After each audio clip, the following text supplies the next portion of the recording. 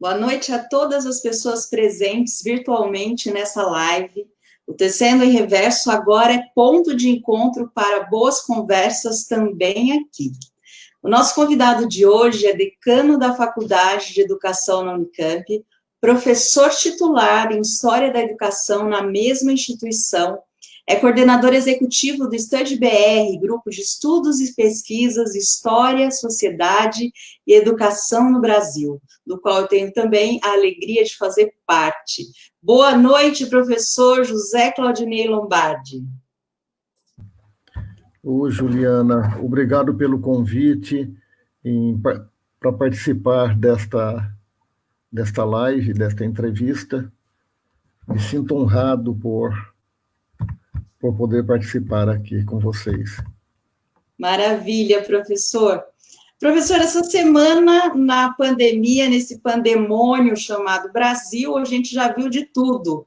Portaria do MEC prorrogando a suspensão das aulas até 16/6, a complexa questão aí do Enem, o Estado de Minas Gerais anunciando volta das aulas nessa próxima segunda-feira, e hoje a Folha de São Paulo traz a seguinte notícia: menos da metade dos estudantes de SP de São Paulo tem aí acesso ao ensino online. Professor, em tempos de pandemia, como fica a educação no Brasil e essa imposição aí, a questão do ensino à distância? Jogo aí a bola para você. Ô, Juliana, eu tento um pouco a nossa conversa pensando no grande tema, a educação em tempo de pandemia. E, obviamente, o que implica estarmos em pleno isolamento, ou pelo menos a parte lúcida, racional da humanidade que está sofrendo essa pandemia, reconhece a necessidade de se isolar, a necessidade de uma quarentena como forma de atrasar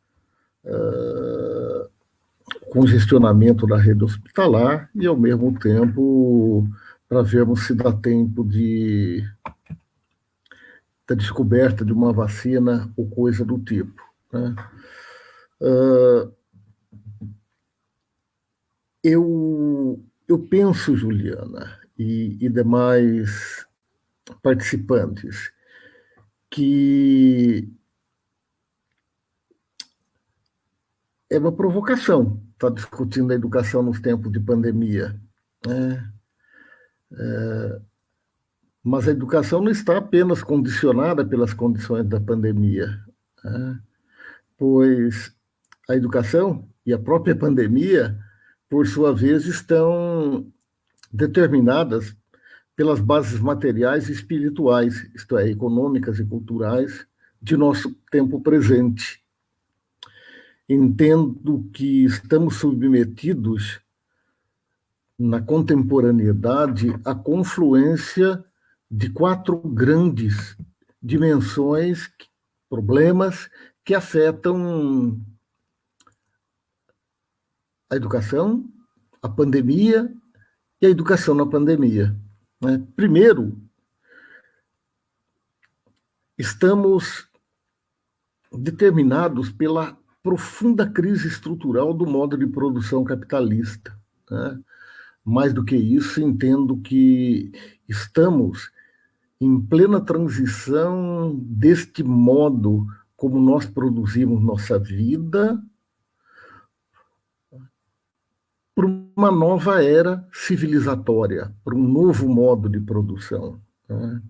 Com tudo que isto significa em termos de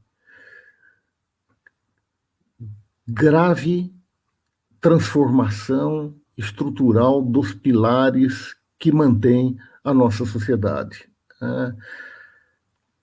Segundo ponto, decorrência do primeiro, é que nós estamos determinados pelas mudanças e embates geopolíticos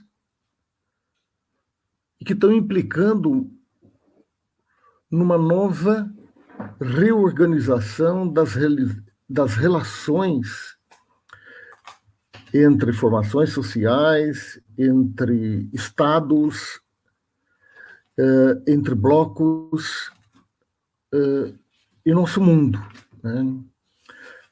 Alguns têm denominado isto de geopolítica em tempos de globalização, mas eu prefiro ainda entender que essas transformações geopolíticas, que essas mudanças geopolíticas, né, em termos conjunturais, elas implicam numa reorganização imperialista do mundo, né, com o confronto agora de dois grandes impérios, Estados Unidos e China, buscando reorganizar as suas relações de forma a garantir a mais alta e elevada lucratividade do capital. O terceiro ponto, o terceiro problema é que estamos em pleno debate ou em pleno vivenciar de um acelerado processo de destruição ambiental, que, por um lado, coloca sobre nossa cabeça a espada que nos leva a refletir que ou promovemos uma mudança radical do padrão de exploração da natureza e do homem, ou não haverá tempo para bloquear a destruição ambiental do nosso mundo e, portanto, as condições de existência do nosso ser animal e de outros animais que depende destas condições ambientais. E o quarto ponto, que a fala inicial da Juliana, se reportando às manchetes que afetam a educação, indicam que estamos no nosso país e também se está em outros países vivendo uma gravíssima crise conjuntural, né? Que é ao mesmo tempo econômica, é ao mesmo tempo social, é ao mesmo tempo política, é ao mesmo tempo moral e assim por diante. Se temos em conta esses 4 pontos, aí dá para a gente discutir um primeiro aspecto, que é a educação nestes tempos de pandemia. Posso continuar, Juliana?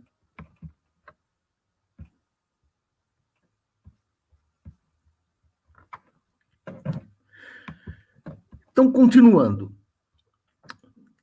Para discutir a educação em tempo de pandemia, temos que pensar que, mesmo sem a pandemia, o nosso país ainda não conseguiu equacionar seus graves problemas econômicos, sociais e políticos.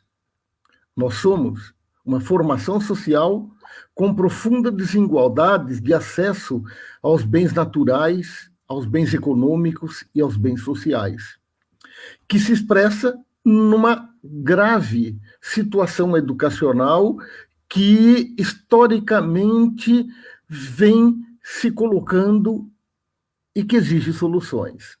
Veja, ainda há um expressivo contingente da nossa população que se mantém no mais absoluto analfabetismo. Analfabetismo absoluto é a ausência de qualquer forma de letramento, do domínio da leitura escrita. 8% da nossa população está nessa situação.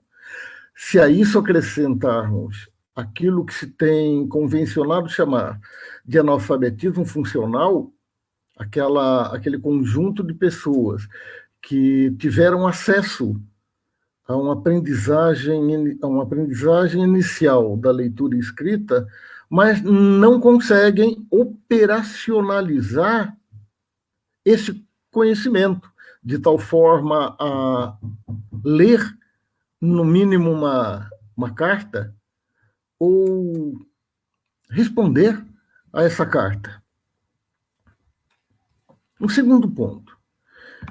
Mesmo com o avanço quantitativo de nossa educação, né, que é, se acessarmos os dados históricos da quantidade de escolas, da quantidade de vagas nos diferentes níveis de educação, não dá para a gente desconhecer que, efetivamente, vivenciamos um avanço quantitativo da educação espetacular. Mas, apesar deste avanço quantitativo, não houve ainda universalização de nenhum nível da educação nacional, né? Havendo ainda uma grande quantidade de bebês, de crianças, de jovens e adultos sem acesso à escola. Faltam escolas e faltam vagas, da creche à universidade. Terceiro ponto. Nossa escola, ela foi pensada para ser parcial. E em tempo parcial. Né? Ela é uma escola unilateral, no sentido de ela não foi pensada para desenvolver em plenitude as múltiplas lateralidades do ser humano. Estamos muito longe de uma escola integral, no sentido de uma educação voltada à formação das múltiplas lateralidades do ser humano, uma formação omnilateral, numa educação também em tempo integral.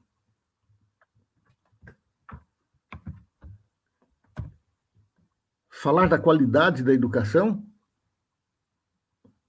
acho que se nem resolvemos e equacionamos as questões do analfabetismo, do acesso à escola, ainda nos deparamos com uma educação para a ampla maioria da população com qualidade precária. Decorrência da manutenção de uma dualidade de escolas voltadas a diferentes classes sociais. Uma escola de qualidade voltada à formação da elite e uma escola precária que fornece uma educação precarizada em termos qualitativos para a ampla maioria da população brasileira, formada pelos trabalhadores do campo da cidade, bem como pela ampla massa marginalizada econômica, social, politicamente e culturalmente do nosso país. Quarto ponto, isso é uma decorrência direta da ausência de investimentos maciços na educação, isto é, da educação ser efetivamente uma prioridade política, tendo os recursos financeiros necessários a uma educação de qualidade. Ora, estou colocando introdutoriamente estas questões para estar colocando o seguinte: com a pandemia, essa situação ficou ainda mais grave. Praticamente as redes públicas e privadas, num primeiro momento, propõem a suspensão das atividades escolares, para, num segundo momento, proporem a retomada das atividades com aulas e atividades à distância. Ora, tirando a falta de preparação das famílias em realizar em seus locais de moradia a formação humana das novas gerações, né, posto que as famílias estão tendo que assumir a formação educacional de seus filhos, né, de seus sobrinhos, de seus netos, né, é preciso reconhecer que, com o advento da escola, as famílias transferiram para esta a responsabilidade de formação das novas gerações, bem como da preparação intelectual em todas as dimensões, né? Temos que reconhecer que as famílias praticamente terceirizaram a formação de seus filhos para a escola, né? Hoje, em grande medida, as crianças não aprendem a falar, a ter modos, a ter disciplina, a ter os conhecimentos mínimos elementares, né, em casa. Né? Esses conhecimentos eles foram transferidos para se realizarem na escola. Né? Para uma crescente massa da população, a educação de seus filhos, desde a partir de tenra idade, 1 mês, 2 meses, 3 meses de idade, ela passa a se dar na creche, que é onde a criança passa a maior parte do seu tempo ativo. Né?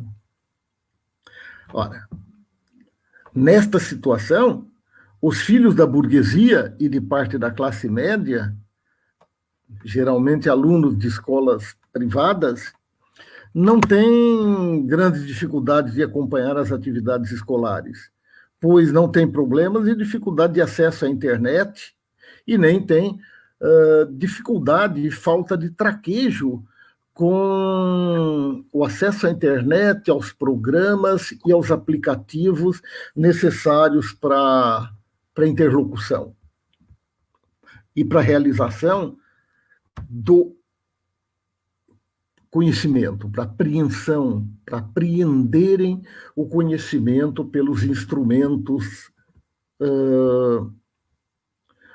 da microeletrônica, da informática e da comunicação à distância.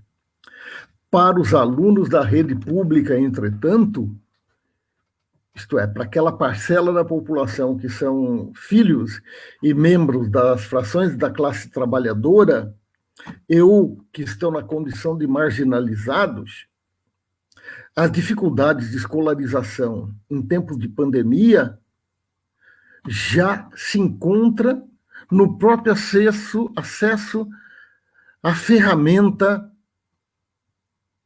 computador ou smartphone ou acesso à internet. Os dados disponíveis são ilustrativos. 58% das moradias no Brasil não tem computador. 67% das casas na zona rural não têm acesso à internet. 38% das casas da zona urbana também não têm acesso à internet.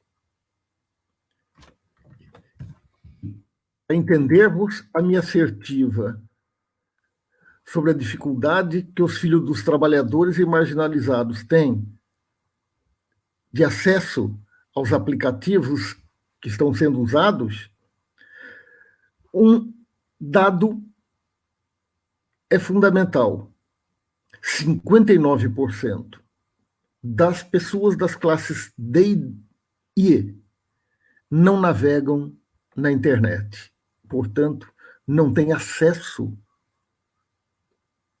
às possibilidades de navegar e apreender conhecimento através deste meio.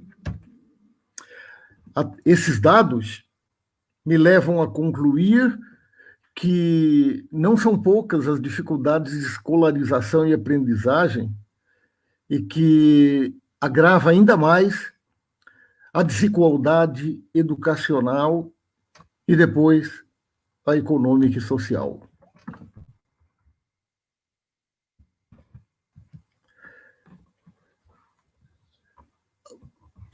A outra provocação que a Juliana me fez... Professor, o senhor pode esperar só um minutinho, tem uma turma muito especial entrando aqui, mandando recados para o senhor. A Desirê Domincheck, nossa amiga lá de Curitiba, está acompanhando aqui o nosso mestre, professor Zezo. A Jussara Galindo, boa noite, professor Zezo. A Raquel Oliveira, boa noite, professor Zezo querido. O Gilberto Santana, não sei se o senhor lembra dele. Um grande abraço, professor Lombardi. A Marta Alvim, boa noite, professor Zezo, como é bom ouvi-lo. Sou orientando a Viviane Silva, boa noite, professor José Claudinei, é uma alegria tê-lo por aqui. A Maria Angélica Queiroz, oi, professor Zezo. A Edneia Prado Costa, boa noite. A Giovana Silva Belling, tema muito pertinente, professor Zezo, a educação à distância só ajuda a perpetuar e acentuar essas desigualdades já existentes na educação, que tanto buscamos superá-las. Então, se vocês quiserem aí fazer alguma pergunta extra para o professor, também fiquem à vontade para fazer por aqui. Então, obrigado a todos que estão participando desta live. Este feedback é sempre importante para sabermos, inclusive, para quem estamos conversando. As observações que eu vinha fazendo é para estar fechando com uma importante observação, né? Que, mais uma vez, e a pandemia veio para estar demonstrando, né, que a escola é efetivamente o locus fundamental da formação criado e organizado desde os albores do tempo moderno, né? Crescentemente,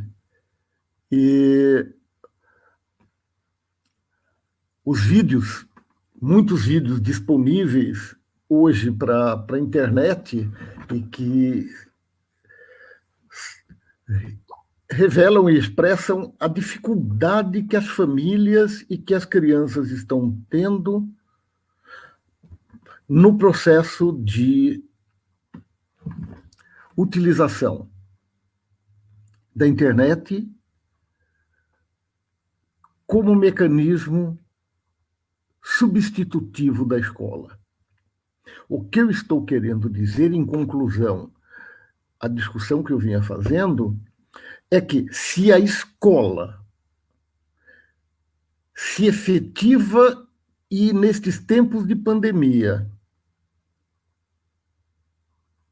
aparece como a instituição, a organização social fundamental para a realização do processo de formação humana e de escolarização das crianças, jovens e adultos, não há dúvida que a internet e os aplicativos constituem poderosas ferramentas, poderosos instrumentos que possibilitam o acesso a um conjunto de informações extremamente importantes, mas que não substituem o importante papel socializador de realizar relações sociais, humanas, civilizatórias, que a escola cumpre ao longo do tempo. Da mesma forma que, no passado, a escola se utilizou, ou a educação se utilizou, de poderosas ferramentas de educação, como o manual didático, a publicação de livros, o quadro negro, o mimeógrafo, o projetor, né? Primeiro o projetor de slides, a TV, né? O correio, para o envio de correspondência para uma educação à distância, né? Estes foram se constituindo em meios, em instrumentos, em ferramentas para otimizar e alavancar a educação. Mas não são, de forma alguma, substitutos para que a educação se realize de maneira plena. Com relação a essa primeira parte da minha fala, era isso que eu gostaria de estar colocando. E, Professor, oi. O senhor já pode responder uma pergunta aqui do público? Você não prefere Deixar para esperar depois? que você me colocou 3 questões para eu estar colocando? Sim, está ótimo.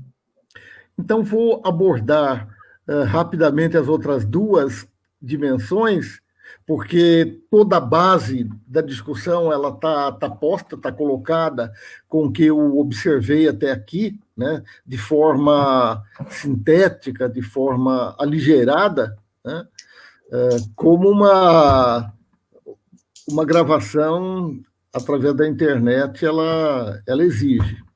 Se me permite, eu avanço um pouco e aí a gente passa a... Eu me coloco à disposição aí para tá respondendo as questões que vierem. Tá ótimo. Avance, então, professor. Tá. Você me colocou, me provocou como fica o ensino superior pós-pandemia. Ora, antes de entrar no ensino superior pós-pandemia, eu acho que a gente tem que entrar em conversar um pouco sobre o ensino superior, bem como sobre a ciência e tecnologia antes da pandemia. E o que vinha ocorrendo no nosso país ao longo de todo o processo, desde a ditadura militar, passando pela redemocratização em seus diferentes governos, né, e que se encontra agravado desde o golpista governo Temer e o golpista governo Bolsonaro, é um desmonte profundo em sua estrutura, organização e financiamento do ensino superior, bem como da ciência e tecnologia. É um projeto político, o desmonte estrutural da educação superior, da ciência e tecnologia.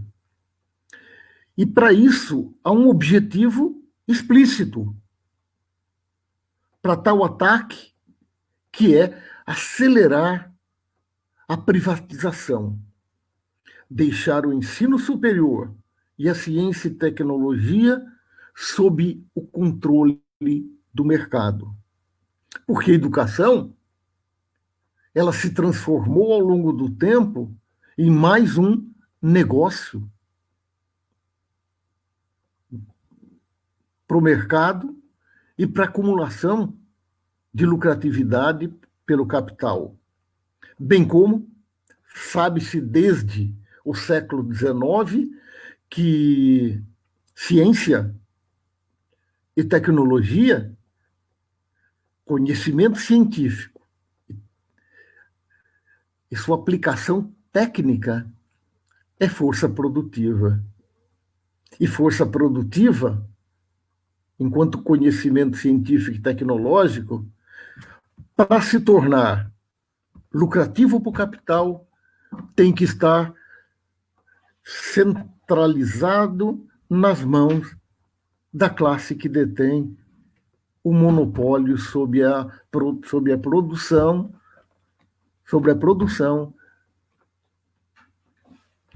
no modo capitalista de produção, que é a burguesia. Com a pandemia, contraditoriamente, está havendo uma continuidade das ações de desmonte da universidade, da ciência e tecnologia.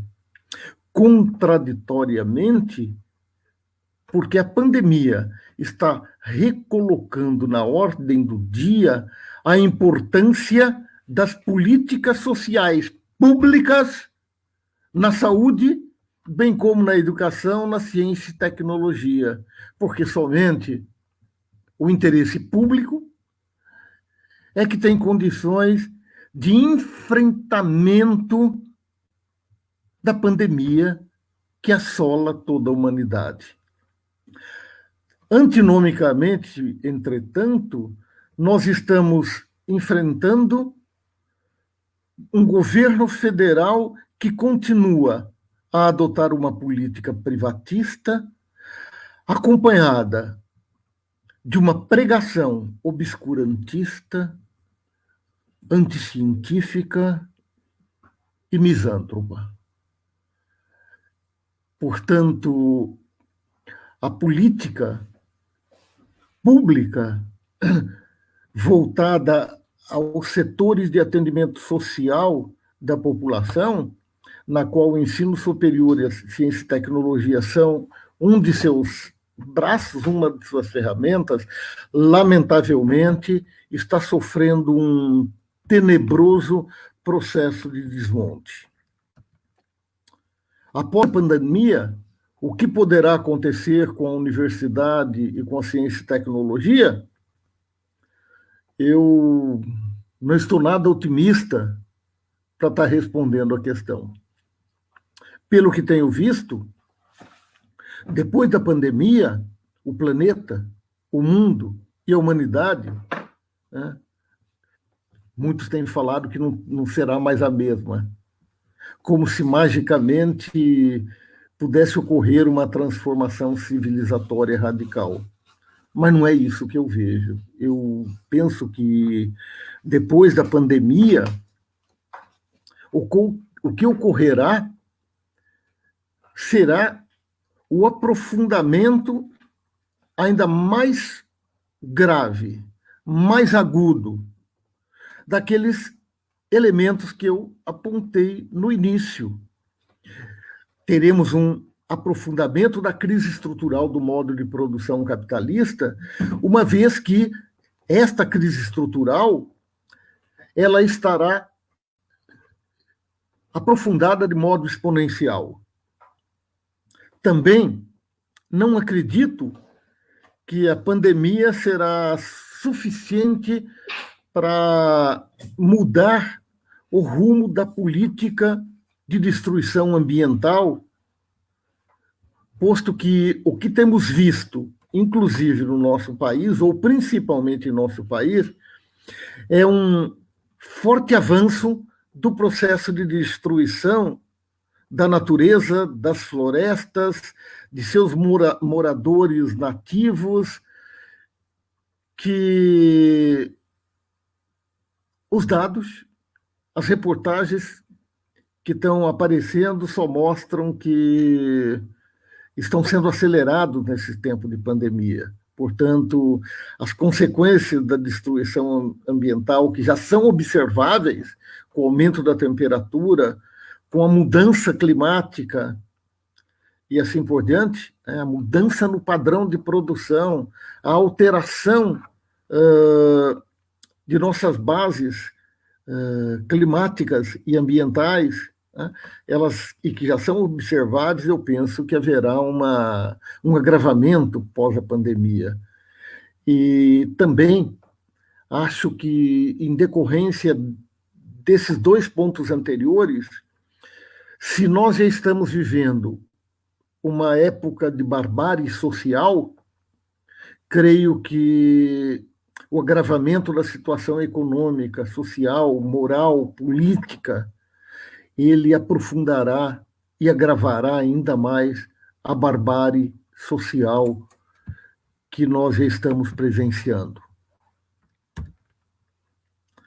Se sou pessimista das soluções no pós-pandemia a curto e médio prazos, eu mantenho um otimismo em termos históricos. Acho que a curto e médio prazo haverá um aprofundamento do agravamento da crise destrutiva do modo de produção capitalista e que cada vez mais impõe e exige a superação desse modo de produção, porque sob a égide do modo capitalista de produção não haverá solução para os problemas que se coloca, né? Mas o homem só se coloca problemas a partir do momento em que está em condições de resolvê-los, parafraseando Marx ao fazer essa observação. Isso decorre do meu entendimento que nós já estamos numa longa transição, na qual verificamos o desmonte dos pilares básicos e fundamentais do modo de produção capitalista, ao mesmo tempo em que nós já experienciamos, experimentamos, vivenciamos, né, transformações e mudanças no modo como os homens produzem a sua existência, né? Em termos tecnológicos, o avanço da tecnologia, né, que coloca a possibilidade de uma produção que, em lugar de sobrecarregar o trabalho manual do homem, alivia esse trabalho, né? Este avanço da tecnologia se beneficia, num primeiro momento, ao capital, pelo controle que ele faz da aplicação dessas bases tecnológicas no processo produtivo, né? A longo tempo, a longo prazo, esse desenvolvimento tecnológico, ele beneficia o trabalho coletivo, o trabalho social do homem, né? Que, aliás, já está se transformando. Se pensarmos nas condições de produção hoje, ela só é possível através do consórcio social e coletivo de setores e segmentos cada vez maiores da humanidade, né? São peças e componentes produzidos na China, em Taiwan, na Índia, e que vêm para cá para se transformarem em peças, em componentes, em máquinas, né?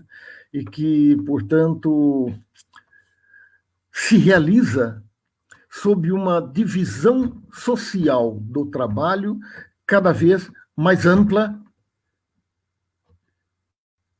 e profunda em termos de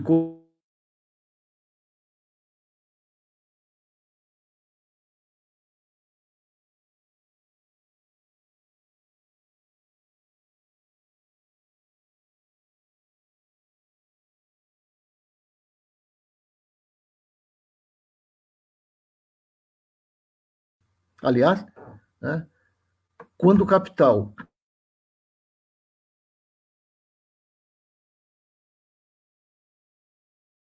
e empresas produtivas sob controle dos trabalhadores e não mais do capital, né? Também, né, vemos crescerem e se multiplicarem os exemplos de que é possível se ter uma relação econômica e social sustentável entre os homens e a natureza. São estes fatores que, para mim, se, por um lado, me levam a ter um pessimismo do que nos espera, do que nos aguarda a curto e médio prazos, né, creio que a longo prazo, né, as transformações em curso já despontam que a nossa leitura materialista histórica da história, ela dá razão que a história certamente não acabará com o capitalismo, mas que ele é um modo de produção que dará origem a novas e condições mais elevadas para o homem da produção de sua existência. Com isso, Juliana, eu termino a segunda observação que você me pedia para estar fazendo. E avanço já colocando as minhas leituras na quarentena. Isso. Oi? Maravilha, professor. Maravilha. Posso colocar? Pode. Vamos lá. Olha, eu estou aproveitando a quarentena para avançar no relatório do meu projeto de pesquisa, que foca os golpes de Estado do Brasil República e como esses golpes de Estado afetaram a educação no ideário nacional desenvolvimentista. Eu estou aproveitando me debruçar sobre as fontes bibliográficas e documentais para estar avançando um pouco mais no meu relatório de pesquisa.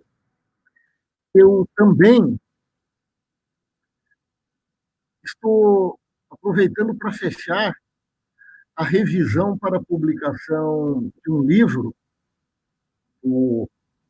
organizado em conjunto com o Marcão, que está aí também participando desta live. Estou na leitura do 15º capítulo, que são 17, portanto, mais uns dias e concluo a revisão e a costura da apresentação do livro, e que foca sobre a educação e as revoluções, né? Com ênfase na educação, nas revoluções socialistas do final do século XIX e ao longo do século XX. Né? Pegamos lá a Comuna, a Revolução Russa, a Revolução Chinesa, a Revolução Cubana, e tentamos discutir como ela clareia e torna possível discutir as bases de uma pedagogia histórico-crítica que seja transformadora de nossa educação.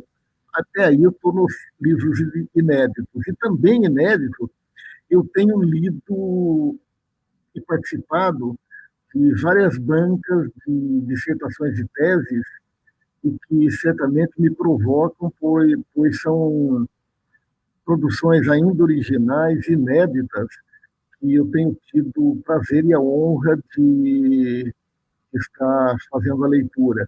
Né? Entre essas, mais uns dias, ocorrerá aí a defesa pública do Leandro, né? e da Marta Loula. Né? Finalmente, eu tenho lido pouca coisa fora esses. Né? Eu tenho retomado de maneira sistemática a leitura clássica de pelo menos 2 obras de Marx neste período. Né?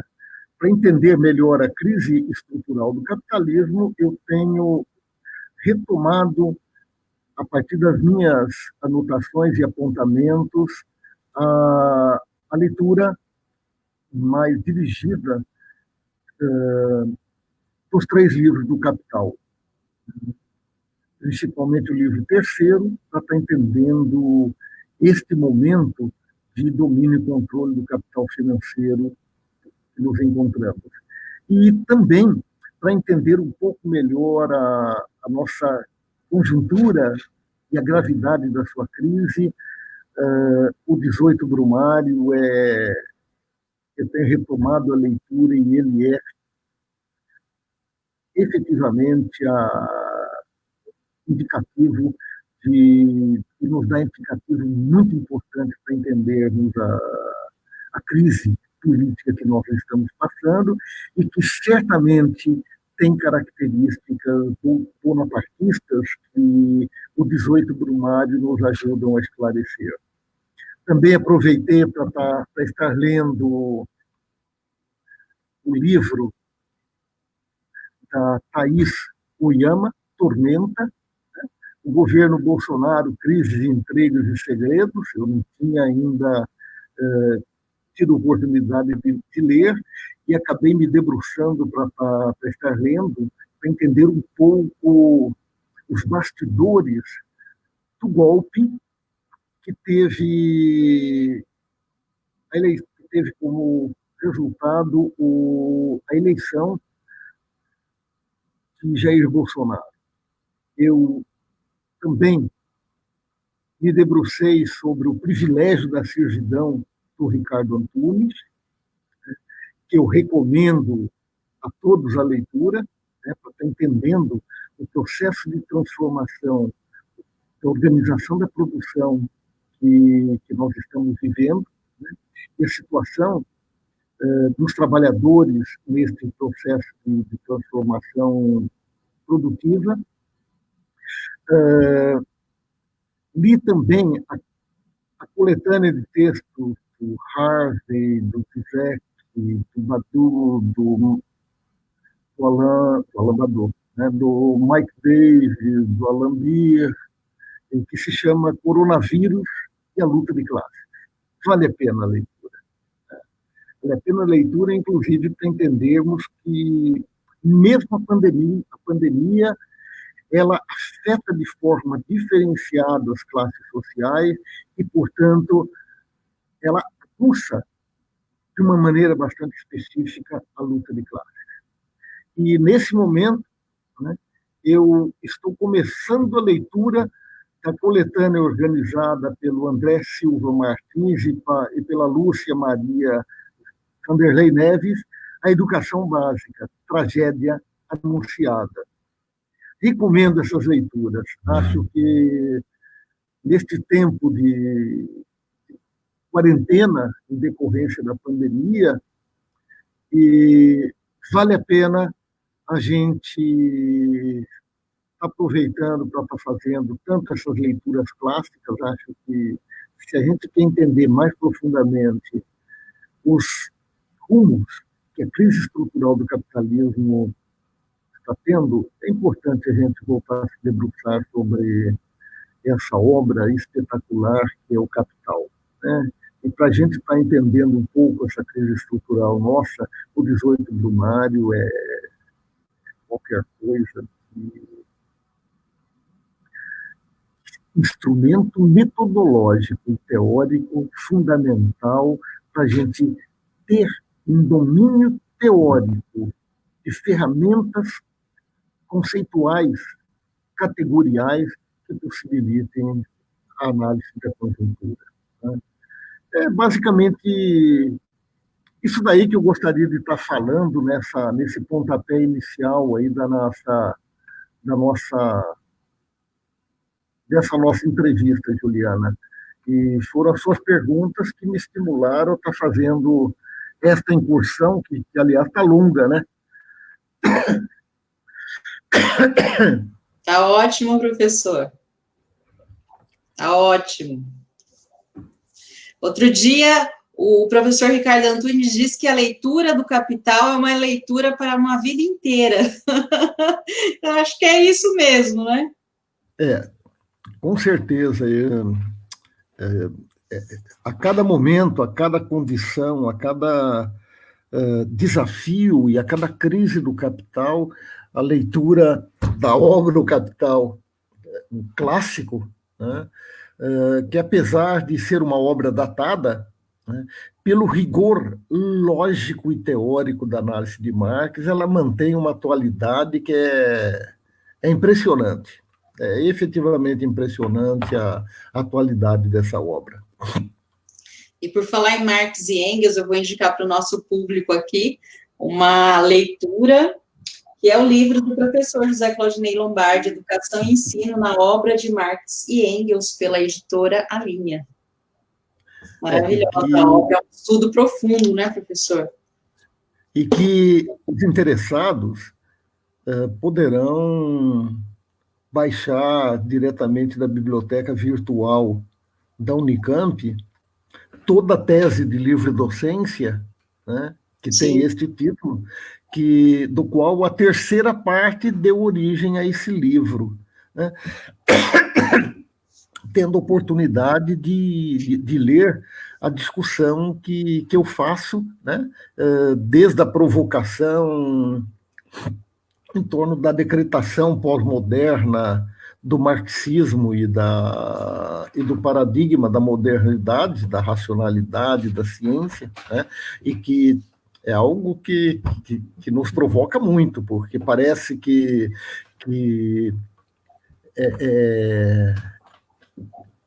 é descuido, né? É falta de conhecimento, essas abordagens irracionalistas que estão em curso, mas elas já vêm há praticamente mais de meio século, né? Elas vêm batendo e batendo e batendo e desemboca, né, nesta negação da racionalidade, da ciência, cujo exercício nós vemos cotidianamente ser feito por nada mais, nada menos que o presidente da República, né, e seus asseclas, né? É um treco impressionante. Mas é isso, Ju. Professor, vou ler, então, aqui alguns comentários e as questões, então, do nosso público, tá? A Camila Marques Particular, da boa noite, professor. Gilberto Santana, as universidades particulares de São Paulo, capital, despedem seus professores, substituindo-os por robôs. O Marcos Roberto Lima, a gente falou dele agora há pouco, o Marcão, que vai estar aqui comigo na semana que vem, diz: o ZESO é um dos pioneiros em utilizar os recursos tecnológicos em favor da formação superior, realizando disciplinas por meio de videoconferências, articulando grupos de pesquisa de todo o país. E a Desirê também diz: conferências articulando pesquisadores, né, então, do Brasil todo. A Jussara Galindo, sua fala é sempre esclarecedora. E o Rodrigo Molina, lá do Espírito Santo, né, nosso amigo também, camarada, boa noite, professor, abraços de Vitória. A Pepita Salotti, que fez uma disciplina, né, com a gente lá na Unicamp, o senhor. Educação e Revolução, maravilha esse projeto, tem relação com a disciplina que o Stand BR ofereceu em 2017 na Unicamp. A Raquel Oliveira, professor Zezo, sempre generoso, compartilhando conosco seus conhecimentos e acolhendo-nos em suas salas de aula. Muito obrigada. A Raquel Degner, boa noite a todos de Michigan, Estados Unidos. Obrigada pelo convite da Marta Alvim. A Raquel está vendo a gente lá nos Estados Unidos. A Priscila Cardoso, boa noite, professor Zezo e Ju. Professor, em uma perspectiva contra-hegemônica, quais as defesas que devemos propor para a educação básica pós-pandemia? Será que o cancelamento do ano letivo seria um pensamento?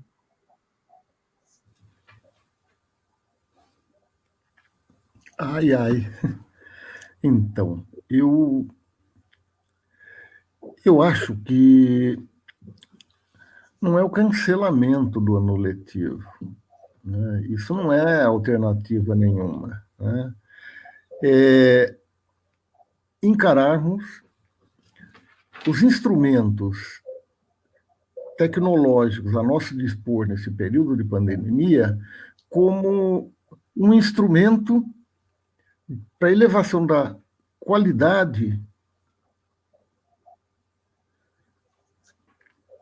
da nossa educação, sem que isto, porém, ele signifique cancelar ano letivo algum. O que tem que haver é a continuidade pós-pandemia do processo de escolarização das nossas crianças e jovens, retomando o conteúdo que deveria ser ministrado no período de paralisação da pandemia, criando mecanismos de avaliação de aprendizagens compatíveis com um momento excepcional como este que estamos vivenciando. Ou até mesmo, como tem feito os sistemas educacionais de vários países, cancelando a avaliação e atribuição de notas neste processo. Acho que isto é a recomendação básica e fundamental que poderíamos estar adotando, né? Muitas universidades, e a maioria das universidades federais, optou pela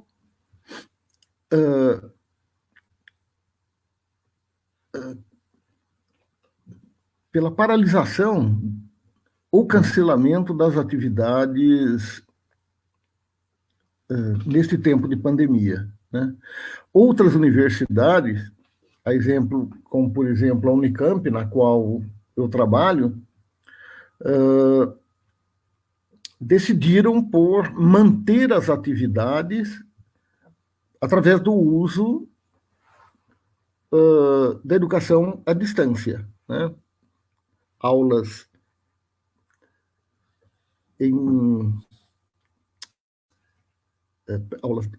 presentes, né? Ministradas através dos vários mecanismos que se tem de educação à distância, de salas, de reuniões. Na educação superior, isto é até possível, né? Uma vez que a ferramenta internet e os estudos individuais constituem fundamento básico do processo de formação, ampliação da formação e de agregar elementos na formação, né? Agora, eu entendo que isto não substitui a escola, né? Passada a pandemia, o convívio, a socialização, que o convívio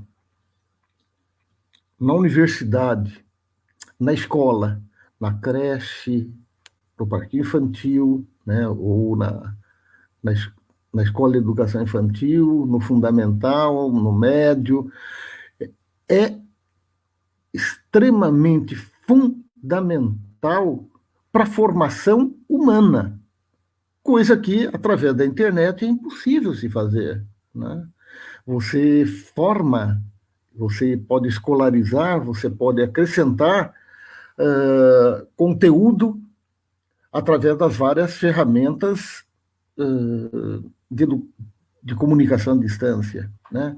Mas a formação humana, a afetividade, não tem como você formar, e são fatores, e são elementos fundamentais no processo educativo do ser humano, né? Então, é por aí que eu penso que deve se equacionar a educação, a retomada da educação, passado aí esta situação de pandemia que estamos vivenciando, né? E que está obrigando principalmente a nós, né, que estamos no grupo de risco, né, a ter um cuidado dobrado para que, certamente, acho que muitos de nós vamos pegar o coronavírus, mas pelo menos que adiemos, né, ser submetidos, nos confrontarmos com esse vírus, até que se tenha conhecimento científico mais aprofundado sobre o assunto, né? Uma vez que não dá para se submeter aos achismos dos governantes de plantão, né? Os governos passam, né? As descobertas científicas elas permanecem e constituem um aclaramento das condições. Então, mesmo, veja, acho que o próprio presidente ele deve estar tendo aí um bolo por fora para estar fazendo a propaganda da cloroquinina, né? Porque é brincadeira que aquilo que já temos de conhecimento científico sobre o assunto evidenciam que e nada contribui no tratamento do coronavírus, né? Então, acho que é por aí que eu estou considerando as questões. Isso porque tenho aqui em casa 3 meninas, né, que estão estudando no fundamental, ainda nas séries iniciais, né, e que a escola delas está fazendo todo o processo educativo através de aplicativo educacional, né? Mas o que a gente tem insistido com os gestores das escolas que elas frequentam, que isto não deve significar uma substituição das aulas presenciais, nem mesmo das avaliações, que alguns professores têm dado continuidade às avaliações, como se nada tivesse acontecido e acontecendo. Isso para criança de 8 anos, 10 anos, 13 anos. Então, pelo menos a gente está se contrapondo e tentando fazer essa discussão em termos não só teóricos, mas em termos práticos nas escolas que nossas filhas estão frequentando. Professora Silvana Cotrim, que é coordenadora do coletivo Negra Visão, pergunta: fui informada que já há lei em estudo em Brasília para que o estudo em casa seja autorizado. Isso não segrega ainda mais o povo pobre? Com certeza. Ela só funcionará, uma lei desse tipo, se for recuperado e restaurado as condições em que a educação domiciliar ela se realizava, né, através da contratação de preceptores. Mas o advento das escolas, ela foi exatamente a substituição do preceptorado, desta educação domiciliar, desta educação doméstica, por um processo profissional e cientificamente orientado de formação humana e de escolarização, né? Acho que é até possível se falar numa educação doméstica, domiciliar, né, para aquelas famílias em que a altíssima renda possibilita ter em casa material didático-pedagógico, ter uma biblioteca, ter acesso à internet, ter viagens que formem, né, e contratar os preceptores que forem necessários, porque se isso significar, você imagina, né, para a grande massa da população que tem uma condição de analfabetismo funcional, são analfabetos funcionais, se uma educação domiciliar, ela funcionaria nessas condições, né? Óbvio que não, né? É um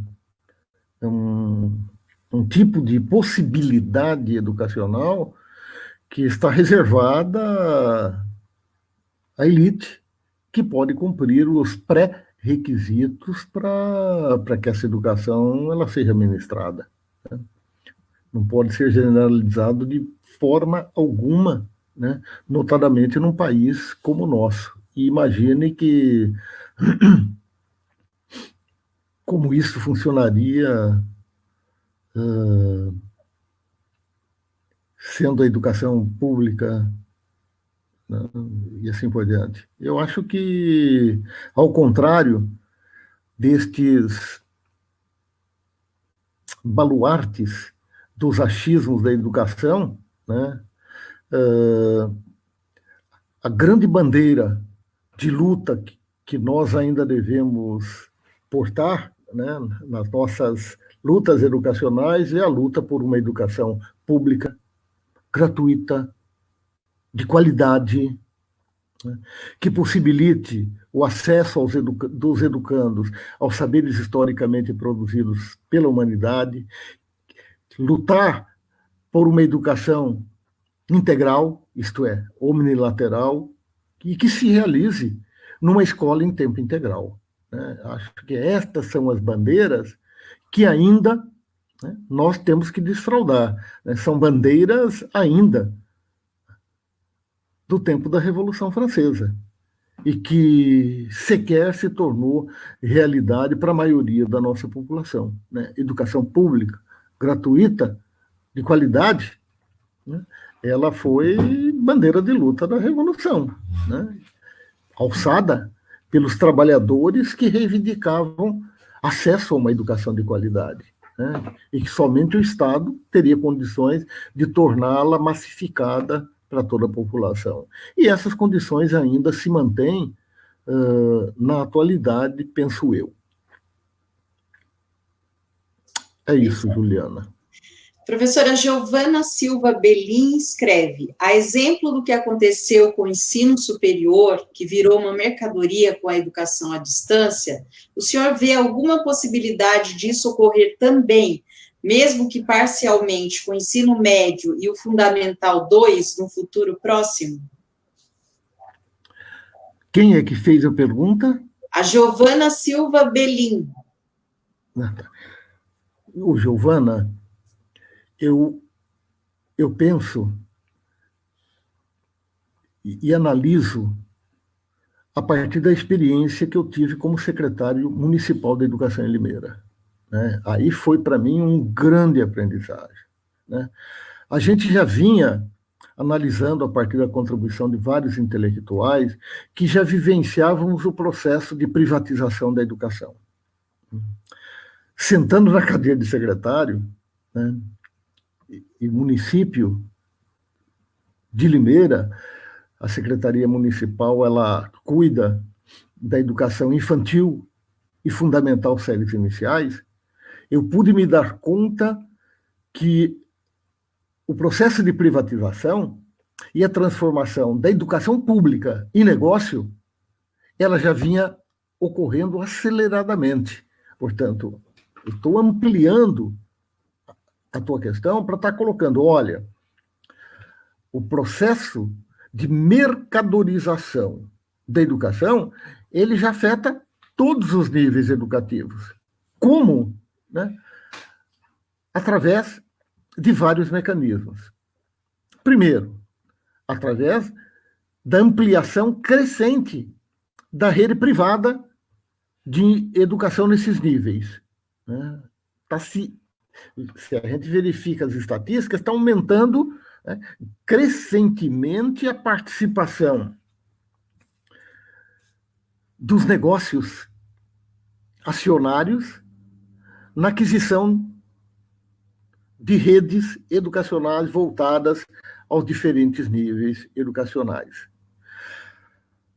Vários municípios já privatizaram o acesso público nas redes privadas, através da contratação e pagamento de vagas, ou no sistema de voucher, ou no sistema de bolsa creche, bolsa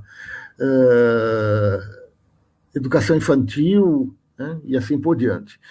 na medida em que a rede não atende a demanda e na medida em que a judicialização cobra o cumprimento da legislação para os diferentes níveis da educação, obviamente, uma saída fácil é privatizar as vagas públicas na rede privada. E isso a gente verifica não somente no ensino superior, mas já verifica da creche ao ensino médio, né?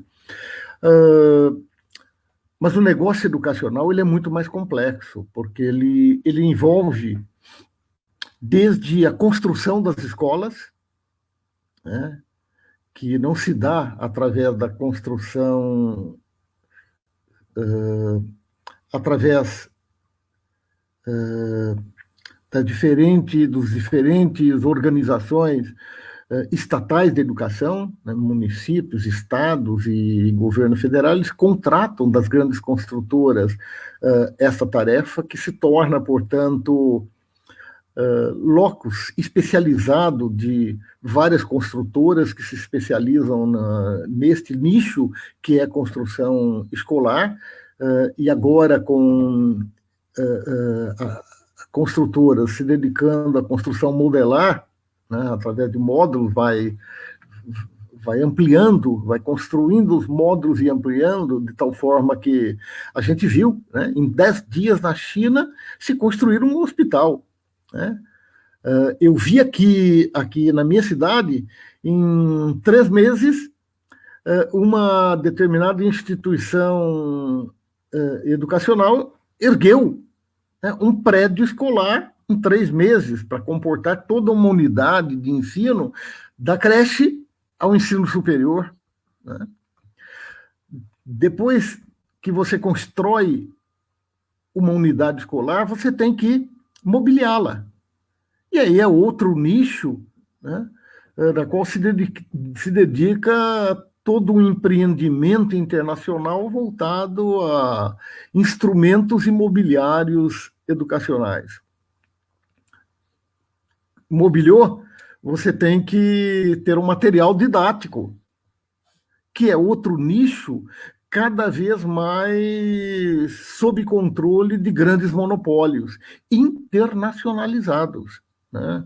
Hoje, muitos livros que a gente pega na mão, né, que nós produzimos o seu arquivo, né, ele foi editorado e a publicação deles, né, é feita em gráficas da China, né, que acaba saindo mais em conta, o custo menor do que está se produzindo aqui no Brasil.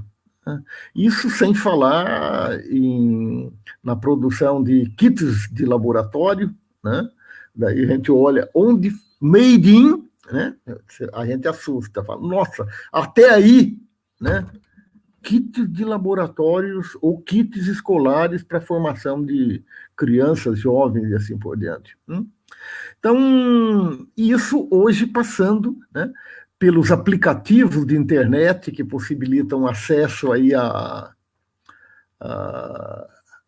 um rol de conhecimento espetacular, né? Acho que não é algo que veio para a gente menosprezar, muito pelo contrário, temos que incorporar essas possibilidades de ampliação dos saberes, ampliando o acesso a eles, né? E nos cabendo, na escola, criar os filtros, né, e os aplicativos para que crianças e jovens aprendam a usar esse instrumento em seu benefício, né? Porque bem sabemos que a internet ela tem de tudo muito, né? Ela possibilita a criança, ao jovem, acessar da pornografia aos saberes mais avançados do ponto de vista científico e tecnológico, né? Porém, nós estamos num momento em que os filtros para possibilitar esse acesso ainda são bastante precários e limitados, né? Tanto é que todos nós somos submetidos permanentemente a uma verdadeira avalanche de informações, né? E não é fácil a gente se disciplinar para o uso dessas ferramentas informatizadas, e não é fácil a gente se disciplinar para aprender os mecanismos de busca para aquilo que nos leve a um conhecimento qualitativamente superior, né? Porque senão a gente vai estar caindo na vala comum do uso da internet como diletantismo e assim por diante. Espero ter respondido, Giovana. Professora, nosso camarada Rodrigo Molina faz a seguinte pergunta: qual a sua opinião sobre o Enem? Ele deveria ser adiado ou cancelado? Veja-se, depende. Se a gente quer fazer uma discussão sobre a avaliação desta ferramenta nas mãos que vêm sendo produzidas, né, e entendendo que ele é um instrumento e uma ferramenta que aumenta e amplia a desigualdade entre os nossos jovens, eu sou pelo cancelamento do Enem. Mas enquanto esta ferramenta, se trata de discutir a medida do Ministério da Educação neste momento, se adia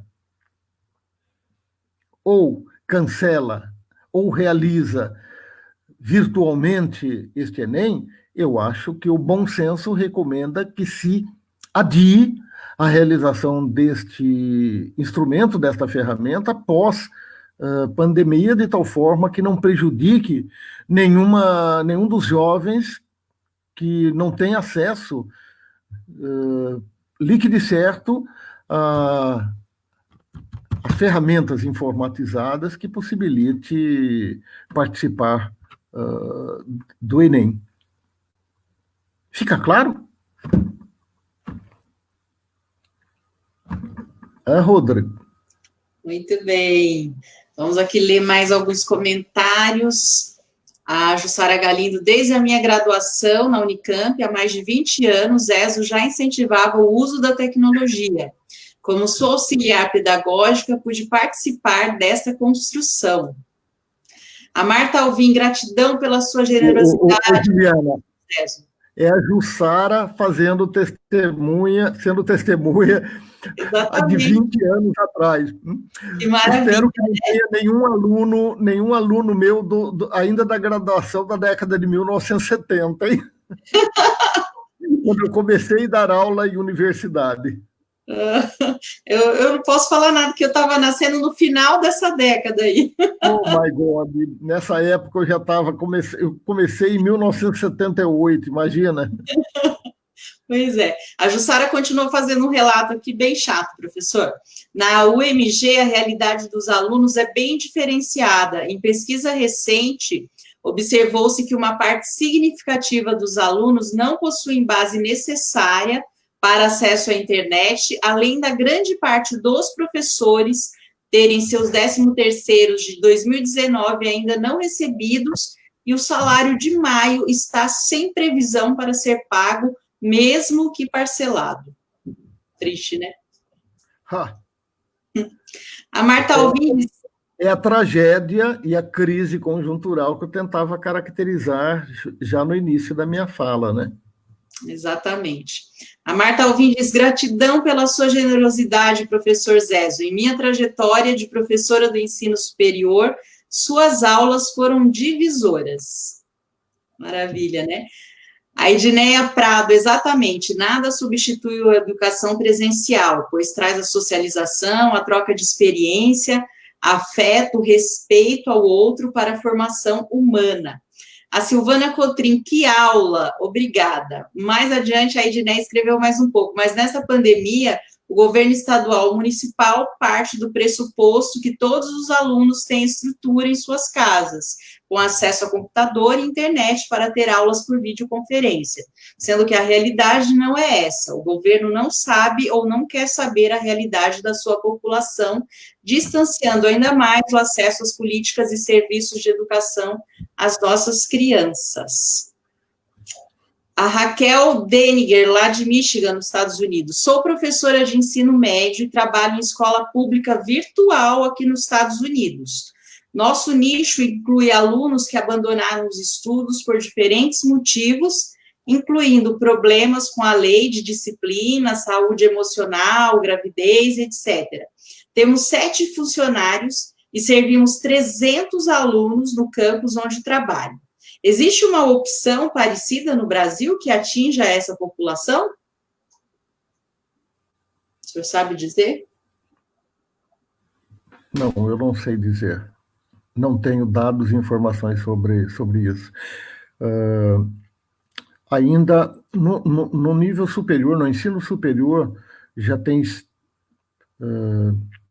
uma quantidade muito grande de profissionais sendo formados via cursos à distância, né? Mas no ensino médio, desconheço iniciativas que já se utilizem plenamente da ferramenta de educação à distância. De qualquer forma, é bem complicado. Eles são em 7 funcionários para atender 300 alunos. Que coisa. Não sei se precisaria ter mais informações, né? Se isto é uma atividade pública para estar atendendo Isso ela relata aqui que é uma escola pública virtual. Não, abre uma excelente possibilidade de estar atendendo esse grupo de alunos que praticamente estavam excluídos de um processo educativo, né? Acho que tem toda a validade o uso desta ferramenta educacional, né?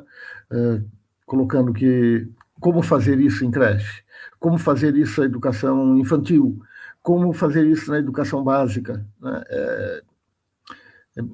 É muito mais difícil estar equacionando estas situações. Isto sem deixar de estar voltando a colocar, olha, mesmo com essas iniciativas de educação à distância, né, elas não anulam, ao contrário, né, elas tornam crescentemente necessária a educação presencial, naquilo que ela tem de educação afetiva, naquilo que ela tem de educação e formação humana, formação nas relações humanas, de projeto civilizatório e assim por diante. Muito bem. A Vivi diz, muito bom, Zé, obrigado por contribuir com a nossa leitura atual. O Márcio Carvalho, lá de Curitiba, comandante Zezo, abraços do teu fã e aluno de Curitiba. É isso, professor, só tenho a agradecer a sua generosidade sempre, repetindo um lema que o senhor me ensinou há uns anos e que eu carrego comigo, né, que é ser professor é conquistar mentes e corações cada vez que a gente entra na sala de aula. E o meu muito obrigada para o senhor sempre. Obrigado você, Juliana, por possibilitar esse mecanismo. E está aí o Rodrigo, junto com a Vivi, tentando tornar essa ferramenta uma realização do grupo, do grupo STED-BR, né, para estar ampliando uma participação, principalmente nesse tempo de pandemia, né?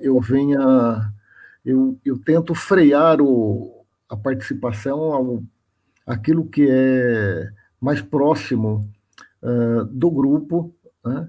E amanhã, inclusive, vai ter a participação do Dermeval numa live organizada pelos colegas lá da Universidade Federal da Paraíba, pelo professor Hermida, né? Acho que é outra participação obrigatória. Também eu tenho visto participação do Anselmo Colares, desde a UFOPA em Santarém, realizando várias lives sobre a educação, sobre a pedagogia histórico-crítica.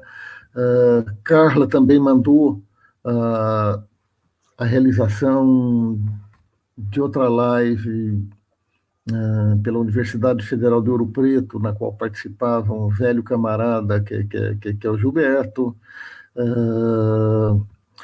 Roberto Leher tem participado de várias lives sobre educação, a Virginia Fontes, e muitos colegas, muitos amigos e muitos companheiros e camaradas têm feito esta atitude generosa de possibilitar o acesso ao espetacular saber e a esta ferramenta que nós temos, né? E que obviamente, aqueles que têm uma boa retórica, dominam a ferramenta da retórica, são sempre se saem bem em decorrência da retórica, né? Outros nos fazem reconhecer a importância dessa ferramenta por sua erudição, pelo conteúdo de sua exposição, né? Então, muito obrigado aí a você e a vocês que tiveram a paciência de me aturar e de me ouvir por essa 1h30, né, na qual nós já estamos ligados e conectados nesta entrevista. Foi uma alegria, professor. Muito obrigada, viu? Um abraço. Obrigado a você. Obrigado, abraço a todo mundo. Boa noite. Nós vamos ficando por aqui. Um beijo para todos vocês que nos acompanharam até agora, que estão aqui agradecendo, a Maria Angélica, lá de Itu, a Edneia aqui de Atibaia, a Raquel, a Pepita, lá de Jundiaí, enfim, todos e todas que participaram da live, a minha amiga Vivi, lá de Campinas, enfim, todas as pessoas interessadas. Na semana que vem eu converso com o Marcos Roberto Lima, nós vamos falar um pouquinho sobre Paulo Freire, os movimentos sociais e a educação em tempos de pandemia. Um beijo, gente, até mais.